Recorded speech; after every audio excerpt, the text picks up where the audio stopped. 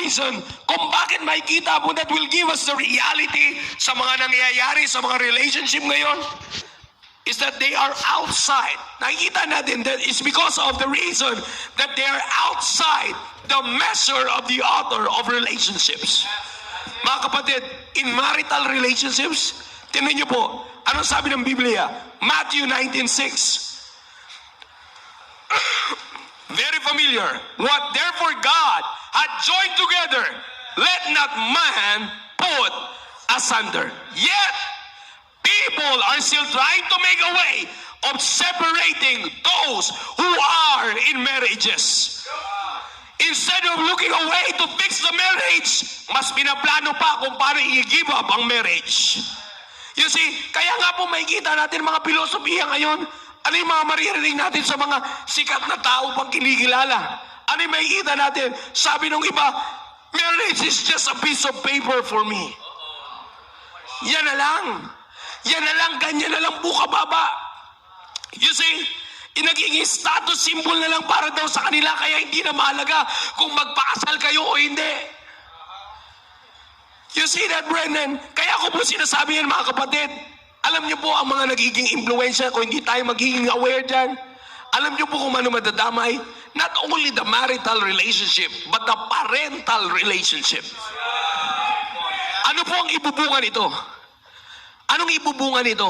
Magkakaroon ito ng isang anak. Alik.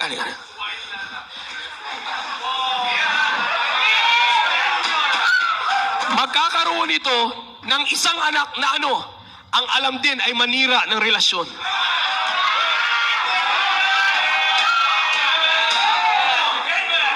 Is this a reality? Baguhin natin. Hindi maninira ng relasyon, maglalaro ng relasyon. Sounds familiar, young people? Bakit tayo nakakita ngayon ng mga young people? Nakala mo damit lang kung magpalit ng relasyon. It may sound funny for us, but it is a sad picture na marami ng relasyon ngayon ang nabababoy. Relasyon na sinimulan ng Diyos, nabababoy. It's because wala nang divine influence. Minsan hindi tayo nag-iingat, mga kapatid, nakakalungkot. Yan ang hindi natin nakikita. Yan ang hindi nakikita ng mundo. Kaya ko po ito pinapaalala sa bawat isa po sa atin para meron mga tao nakikilos na lalabas sa simbahan na ito at magsasabi, hindi tama ang nangyayari. Mga kapatid, bagamat ganyan na nangyayari, there is still hope. There is still hope. Alam niyo po ba, mga kapatid, the hope of every unwanted relationships like this is a relationship that builds. A relationship that builds is the only hope for this kind of relationship. Muling mapaunawa at muling maipabalik sa tao kung ano ang relasyon na nagbibuild. Alam niyo po anong relasyon yun? John 1:12.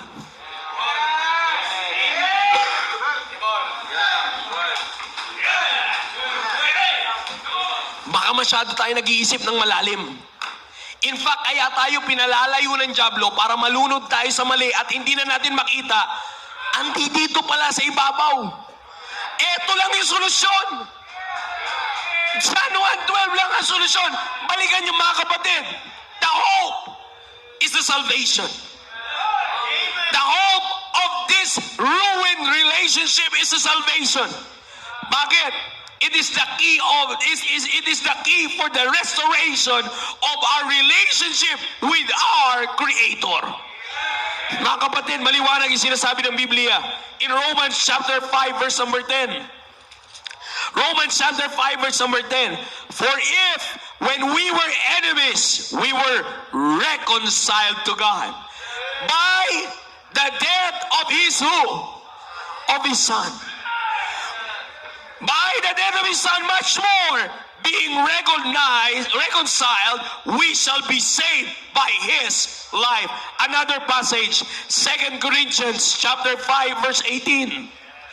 Sabi ng Biblia, and all things are of God.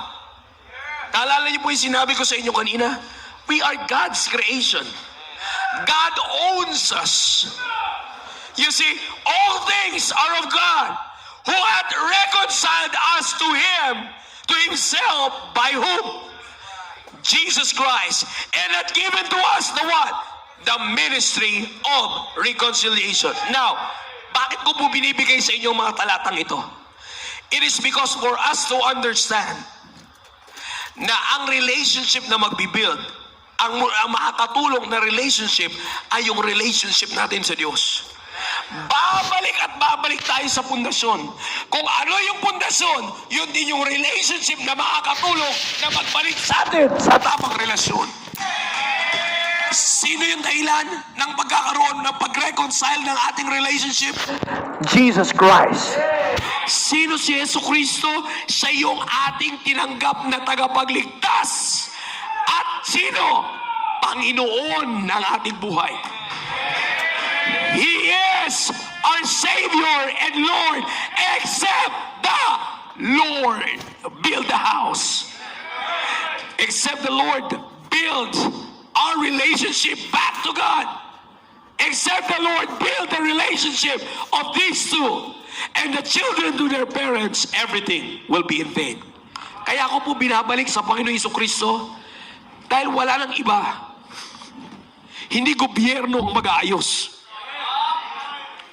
Para sa ating po lahat, para sa mga bisita, kung mapapalakasan niyo pa ito, hindi gobyerno ang makakapagpatino ng pagsasama nito.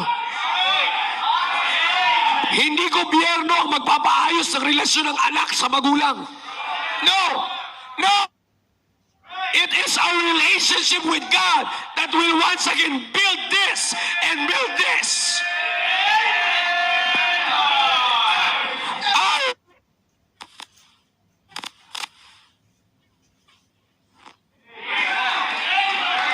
Do you get the point, brethren? Babalik ka sa Diyos. Babalik tayo sa maayos na relasyon sa Diyos para maayos ang relasyon ng pamilya. Mga kapatid, yaan ang meron tayo sa simbahan po natin. It is by the grace of God that He giveth us, brethren, ibinibigay niya po sa atin ang tamang katuruan kung paano babalik ang relasyon natin sa Diyos para umayos ang relasyon ng pamilya natin.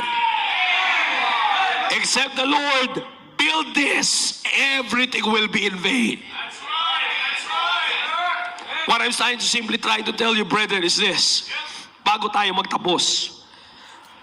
Mga kapatid, kung titingnan natin, if we want a strong marital relationship, kailangan si Kristo.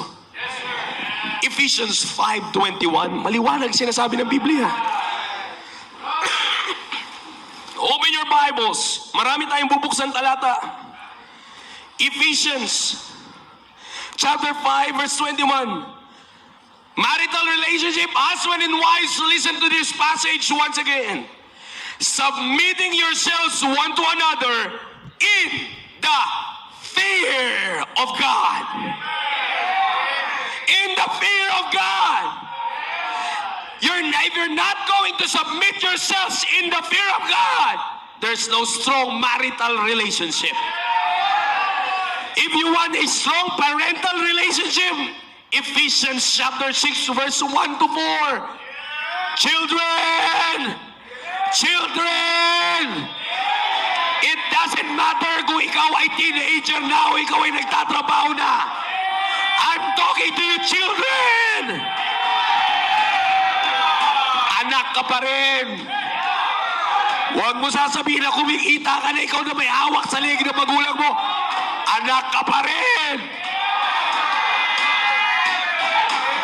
Walang kailanman na ayaw ko, mamaliin ako ni Atty. Pero sa nalalaman ko, wala tayong batas na pag kumikita anak, ikaw naman susunod sa pamilya. Kung meron man, tanggalin sana ng Panginoon yan. Kaya ako po sinasabi yan, children, obey your parents in the Lord. ko sinasabi yan, mga kapatid? Sa bawat relationship sa loob ng tahanan, sa mag-asawa at sa anak sa magulang, kailangan nandun si Lord. Kailangan in the Lord. Children, obey your parents in the Lord. Fathers, provoke not your children to wrath, but bring them up in the nurture and admonition of the Lord. Parental, Lord. Marital, Lord. Ang relationship, pag binild ni Lord, masaya ang tahanan.